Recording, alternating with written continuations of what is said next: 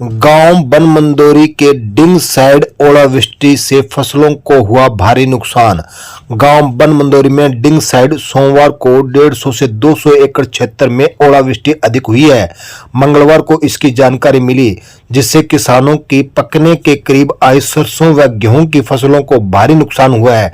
बनमंदोरी निवासी किसान शिषपाल, ब्रिजलाल बागड़ी, राजेंद्र भोमिया, सुनील, कालूराम, प्रदीप, संदीप ने बताया कि सोमवार रात्रि को अचानक मौसम ने करवट ली और हल्की बारिश के साथ तेज ओलावृष्टि शुरू हो गई, जिससे उनके खेतों में पकी सरसों की फसल व गेहूं की फसलें जमीन पर बिछ गई और सरसों की फसल जिनमें फलियां पक चुकी थी वे झड़ गई हैं।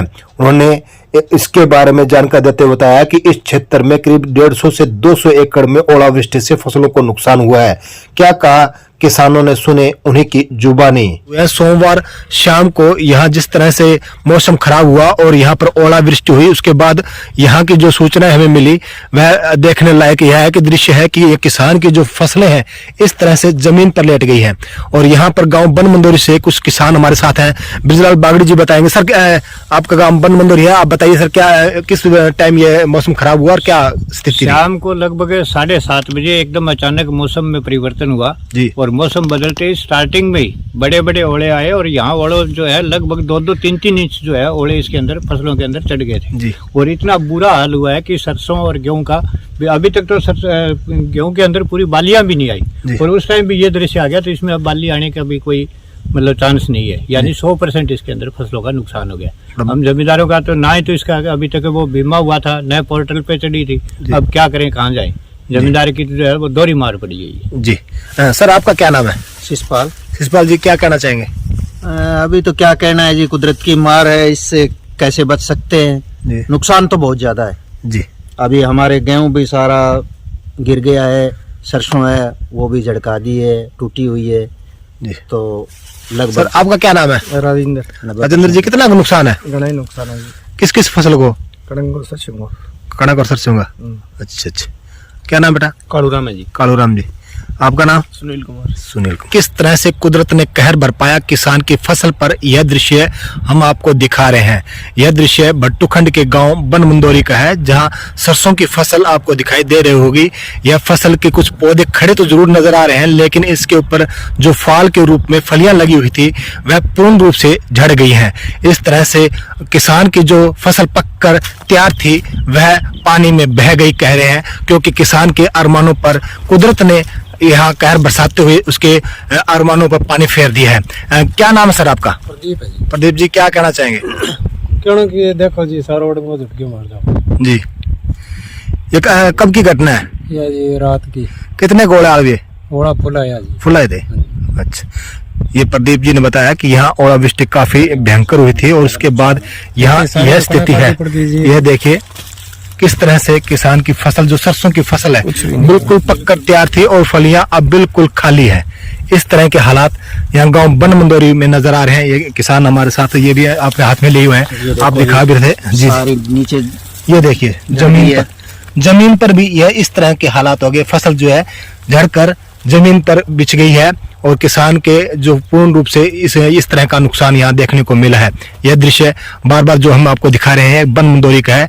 या गेहूं और सरसों के जो हालात हैं यह देखने लायक है। यहाँ यह भी जानकारी मिली, जैसे ब्रिजलाल बागड़ी जी, आपको कितना नुकसान है? 200 एकड़ के लगभग है जी। 200 एकड़ के जी। 200 एकड़ में नुकसान है। बस सिर्फ ये इतने एरिया में था, एक जगह इतनी ओलावृष्टि हुई है, आसपास के एरियो में और नहीं था। अच्छा अच्छा। यहाँ ज्यादा थी? हाँ, यहीं ज्यादा था। एकदम अचानक ही ओले आए जी। और बरसात नहीं थी, ओले ओले थे अकेले। अच्छा, सूखे ओले पड़े हैं? सूखे ओले पड़े हैं जी।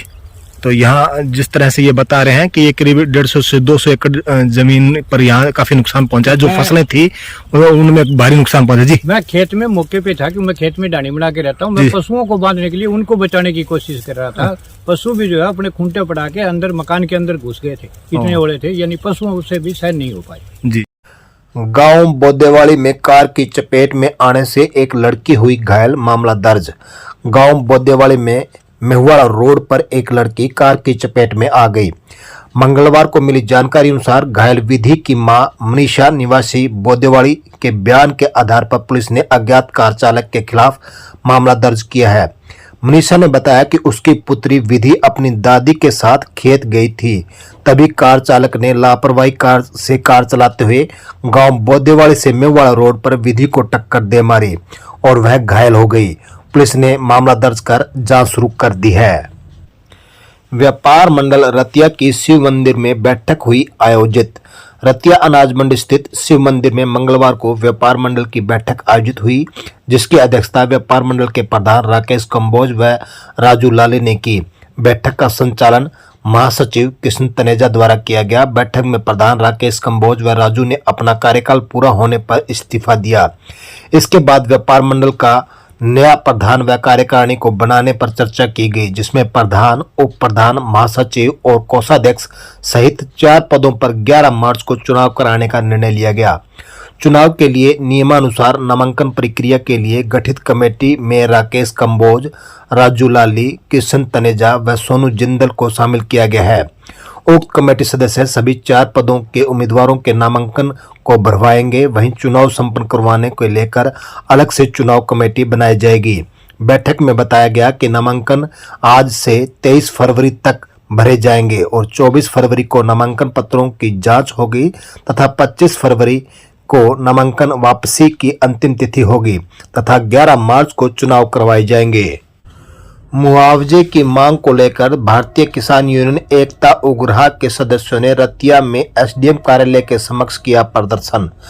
रतिया उपमंडल में जुलाई माह में आई बाढ़ के दौरान किसानों की फसलों के नुकसान के मुआवजे की मांग को लेकर मंगलवार को भारतीय किसान यूनियन एकता उग्रहा के सदस्यों ने एसडीएम कार्यालय के समक्ष धरना दे प्रदर्शन किया। इस दौरान उन्होंने मुख्यमंत्री के नाम अधिकारियों के माध्यम से एक ज्ञापन भेजा।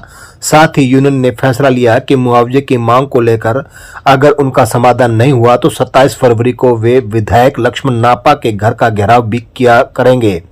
धरने की अध्यक्षता गुरलाल सिंह ने की, जबकि मंच संचालन करमजीत सिंह ने किया। धरने को संबोधित करते हुए जिला प्रधान निर्भय सिंह ने कहा कि रतिया क्षेत्र में बाढ़ के दौरान हजारों किसानों की फसल नष्ट हो गई थी, जिसके लिए हरियाणा सरकार द्वारा मुआवजा भी घोषित किया गया था, लेकिन सरकार द्वारा पोर्टल पर हजारों किसानों के मुआवजा देने की बजाय बिना वजह नाम काट दिए गए, जिस कारण किसानों को करोड़ों रुपए का नुकसान उठाना पड़ रहा है। जिला प्रधान निर्भय सिंह ने कहा कि पिछले दिनों उन्होंने मुआवजे की मांग को लेकर उपायुक्त व एसडीएम को भी ज्ञापन दिया था और एसडीएम ने उन्हें बताया था कि इस बारे में वह सरकार को मांग पत्र भेज देंगे, लेकिन आज तक जब किसान एसडीएम से मिलने तो उन्होंने कहा है कि उन्हें किसानों के नाम पर रिजेक्ट होने के बारे में कुछ पता नहीं है और इसके बारे में 1-2 दिन में सरकार की तरफ से सूचना आ जाएगी। जिला प्रधान ने कहा कि अगर किसानों का मुआवजा उनके खातों में नहीं डाला गया तो वे 27 फरवरी को सैकड़ों किसानों के साथ राशन पानी लेकर विधायक के घर का घेराव करेंगे। इस अवसर पर रतिया शहरी इकाई के प्रधान करम सिंह, गुरलाल सिंह, लखविंदर सिंह, जगपाल सिंह, कृपाल सिंह सहित अनेक सदस्य मौजूद रहे। सुरेंद्र जांगड़ा बीजेपी बीसी प्रकोष्ठ के जिला उप प्रधान नियुक्त। रतिया में उन्हें सौंपा नियुक्ति पत्र। रतिया में बीजेपी के कार्यकर्ता सुरेंद्र जांगड़ा को भारतीय जनता पार्टी बैकवर्ड मोर्चा के जिला अध्यक्ष सुरेंद्र सिंह ने मंगलवार को जिला उप प्रधान नियुक्त किया है। रतिया में सुरेंद्र जांगड़ा को उनका नियुक्ति पत्र भी सौंप दिया गया। सुरेंद्र जांगड़ा ने अपनी नियुक्ति के लिए जिला बीसी अध्यक्ष के अलावा भाजपा के जिला अध्यक्ष बलदेव सिंह गुरहा, पूर्व सांसद अशोक तंवर, प्रदेश अध्यक्ष नायब सिंह सैनी व मुख्यमंत्री का आभार प्रकट किया है। साथ ही उन्होंने विश्वास दिलाया कि उन्हें जो जिम्मेवारी सौंपी गई है वे उसे तन मन धन से उसे निभाएंगे।